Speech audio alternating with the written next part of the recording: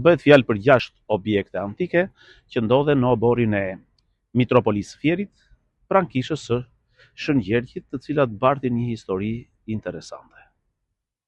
Për studiusit dhe arkeologët, ato janë objektet më të vjetra që ruhen në qytetin e Fierit dhe që kanë një histori të veçantë. Janë të ndara sipas vendodhjes së tanishme në 2 grupe. Kemi grupin më të ri, bëhet fjalë për 2 fragmente parapetesh të ndërtesave antike dhe 3 trungje të fragmentuar kolonash, prej guri gëlqeror dhe gur shtufi, të cilat kanë qenë të vendosura dikur në ambientet, muret apo kolonadën e brendshme të kishës së Shëngjerdhit të Fierit. Kisha e Shëngjerdhit Fier, kisha e vjetër, jo kisha e re, e cila nisi ndërtimin në vitin 1997 dhe përfundoi pas disa vitesh, por kisha e vjetër u ndërtua në vitin 1782. Pra, prej vitit 1782, këto spolje të marra nga qyteti antik i Apollonisë, që nuk është gjë tjetër veç se 8 kilometra në perëndim qytetit Fierit, u morën dhe u vendosën në ambientet e brendshme dhe të jashtme të kishës së vjetër të Shëngjerdhit. Dhe për 185 vite, nga viti 1782 dhe në vitin 1969, kur kisha e Shëngjerdhit gjatë periudhës së komunizmit u shkatrua, një krim i madh që është bërë kulturës, ta themi, në Fier, pasi në vitin 1963 ajo ishte shpallur monument kulture.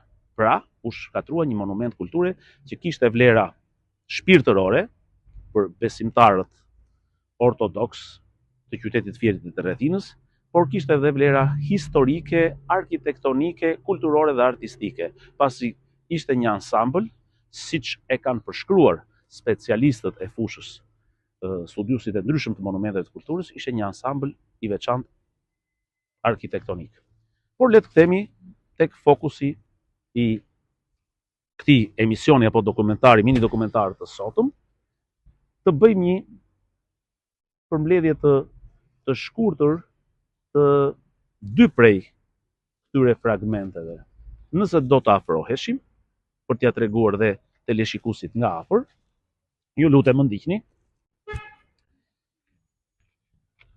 Ky fragment, i cili nga viti 1969 dhe deri në vitin 1997 ishte nën tokë, ka qenë i vendosur në pjesën e jashtme të apsidës së kishës së vjetër të Shëngjerdhit. Nëse do të bëjmë një krahasim me fotografitë e vjetra, bie në sy jo vetëm bordurat anësore, shkallëzimi dhe ylli i Verginës, por edhe një thyerje që ky fragment, parapeti, tavani të një ndërtese antike të marrë nga Apollonia e ka. Dhe kjo e bën këtë objekt një objekt me vlerë historike dhe muzeale. Por ajo që është më interesante është një trung kolone që kemi disa metra më në perëndim të vendodhjes së këtyre objekteve, që ajo ka një histori tjetër, një histori të bukur që mendoj ta trajtojmë në vendodhjen e saj.